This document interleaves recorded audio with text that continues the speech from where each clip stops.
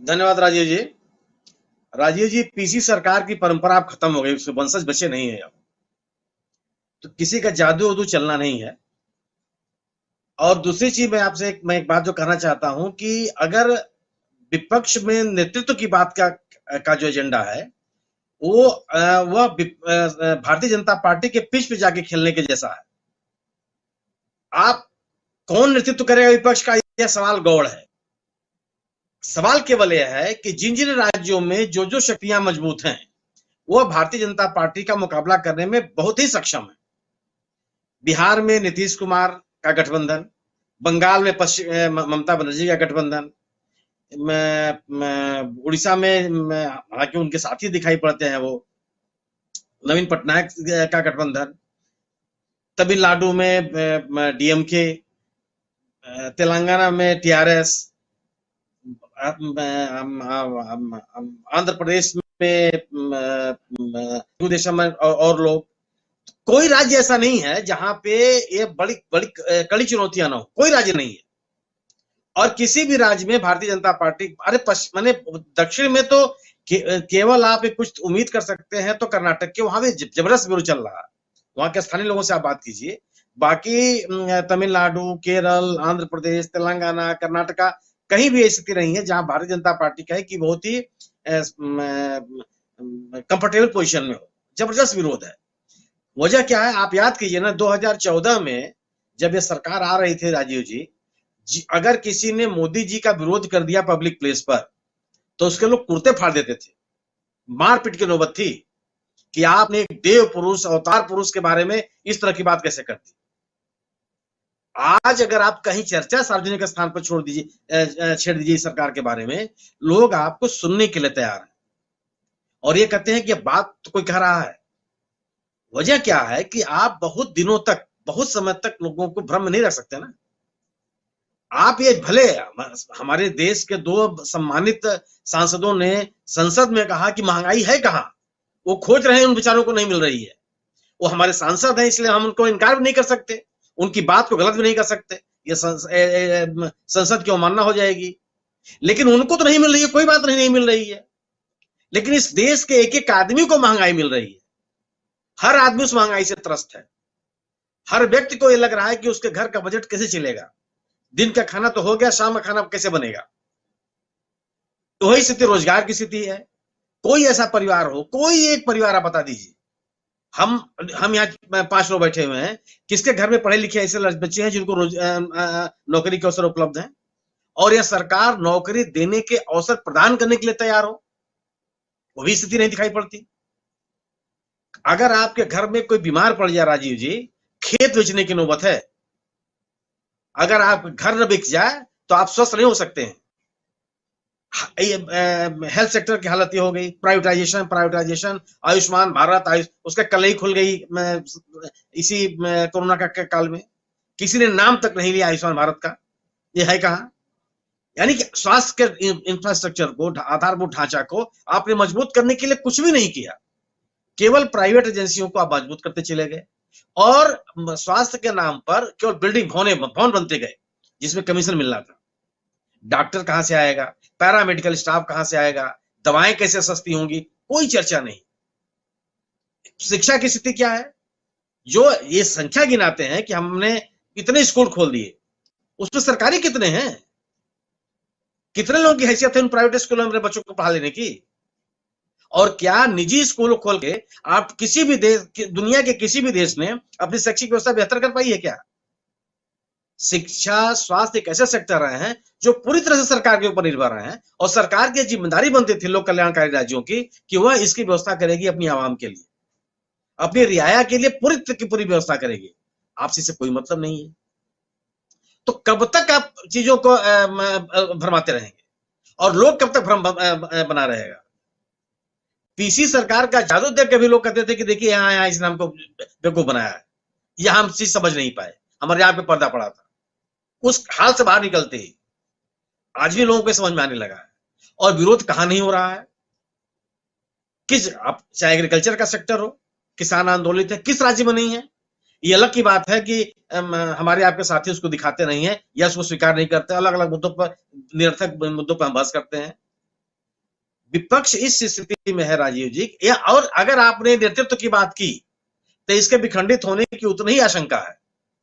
क्यों कि ममता बनर्जी का कांग्रेस से नहीं पटेगी, वो उनका कांग्रेस को स्वीकार करने के लिए तैयार नहीं है, वामपंथियों को स्वीकार करने के लिए तैयार नहीं है, अंदर अंदर भारतीय जनता पार्टी से भी उनकी कभी कभी मित्रता हो जाती है, वो उपराष्ट्रपति के चुनाव में अपने आप को अलग कर लेती हैं, और राष्ट्रपति के उम्मीदवार को जो उनकी पार्टी जिनको उन्होंने खुद घोषित किया था उनको अपने राज्य वोट मांगने नहीं आने देती हैं। इस तरह की भी स्थितियां पैदा होती है। हमारे जैसे व्यक्ति का यह मानना है कि किसी नेतृत्व की आवश्यकता, जो नेतृत्व भर करके आएगा वो प्रधानमंत्री हो जाएगा। जनता पार्टी ने जब कांग्रेस को हराया था तो क्या कोई नेतृत्व की बात हुई थी क्या? किसने कहा था कि मोरारजी देसाई मुख्यमंत्री प्रधानमंत्री बनेंगे?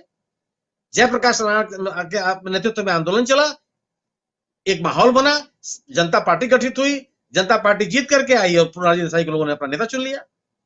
जब ये जन मोर्चा ने आंदोलन शुरू किया था कांग्रेस के खिलाफ और बीपी सिंह झंडा लेके चल रहे थे, उसमें कौन कह रहा? सब लोग कहते थे देवीलाल नेता है, देवीलाल नेता, लेकिन किसी को नेता प्रोजेक्ट नहीं किया गया था, और लोगों ने तमाम विरोध के बावजूद बीपीसी को लोगों ने प्रधानमंत्री बना दिया। वो सरकार नहीं चल पाई क्योंकि अंतर्विरोध बहुत सारे थे। नेतृत्व की आवश्यकता तब पैदा होगी जब आप चुनाव जीत करके आइए सब भारत, और जो एक कॉन्सेंसस बनेगा, किसी को आप नेता मान लीजिए, और यही हालात बनेंगे। और यह केवल यह है कि जो नीतीश कुमार कर रहा है कि आप जो जिस राज्य बने सब लोग इकट्ठा होकर के चुनाव लड़े, नेतृत्व की बात मत कीजिए, नेतृत्व की बात बीजेपी कराएगी। उसका ही एजेंडा है कि नेतृत्व की बात करो, उस पर कोई सहमति नहीं बनेगी और सब एक खंड खंड हो जाएंगे। और अगर अपनी अपनी ताकत से सब अपनी अपनी जगह पर लड़ेंगे, बुरी तरह से हराएंगे। आप बताइए ना, क्या बिहार में चुनाव जीत पाएंगे? ये 39 सीटें हैं आज की तारीख में, प्रेम कुमार जी को पता है। 3.9 सीट आ पाएगी क्या? किसी आप पूरे बिहार का नक्शा लेके बैठिए और किसी एक में उंगली रख दीजिए आप कि यह 100% श्योर 60 सीट है बीजेपी की। कोई कंस्टिट्यूंसी का नाम ले ले, कोई चाहे छपरा हो और चाहे पटलिपुत्र हो और चाहे दानापुर हो, किसी का नाम कोई ले ले, हर जगह कंटेस्ट हो गया। और जीत उसी की बिहार में होगी जहां नीतीश कुमार और जिसके साथ रहेंगे, और स्वाभाविक है कि बीजेपी के साथ नहीं रहने वाले हैं। जो ये लोग तमाशा कर रहे हैं झारखंड में, वहां की स्थिति आपके सामने है। वहां कौन उनको पूछने वाला है? नेता तक नहीं है इनके पास। बाबूलाल मरांडी को इन लोगों ने किस अपमानजनक स्थिति से सत्ता से हटाया था, प्रेम कुमार जी उसका विस्तृत जानकारी आपको देंगे। कार्यकाल नहीं पूरा करने दिया, उनको नई पार्टी बनानी पड़ी, और उसके बाद कितने अपमानजनक स्थितियों से गुजरे हैं। एक आदिवासी नेता गुजरा, क्या झारखंड के लोगों को पता नहीं है? आज आप उनको प्रोटेक्ट करें कि हमारे नेता ही। जब सरकार बनानी हुई तो आपको रघुवर दास दिखाई पड़ रहे थे, और एक आदिवासियों की सरकार को अब चलने नहीं दे रहे हैं। तो झारखंड की स्थिति वही है। छत्तीसगढ़ में कांग्रेस इनको पैर रखने की जगह नहीं दे रही है। जाएंगे कहां आप? अब यह है जो मैं आम आदमी पार्टी को, राजीव जी, मैं इन दोनों पार्टियों को एक मानता हूं। बीजेपी जानबूझ करके आपको प्रमोट कर रही है, केवल इसलिए कि हिमाचल प्रदेश और गुजरात में जो गैर भाजपा विरोधी वोट हैं उनका बंटवारा हो, एक तीसरी शक्ति पैदा हो जाए वहां।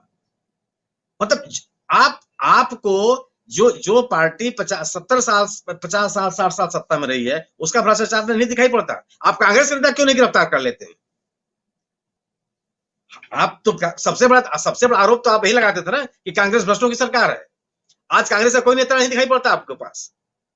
क्यों? जहां आपने उनको पकड़ा, आपने उनको गिरफ्तार किया, तो उसका लाभ, राजनीतिक लाभ उस पार्टी को मिलेगा और वो चुनौती बनेगी। तो आप कांग्रेस का नाम नहीं लेते, जानबूझ के नहीं लेते हैं, आपका नाम लेते हैं। आपका नाम केवल इसलिए लेते हैं कि एक तीसरी ताकत उभरे जहां पे कोई तीसरी ताकत नहीं है, दोनों आमने सामने है। और आमने सामने बीजेपी किसी राज्य में कहीं नहीं लड़ना चाहती।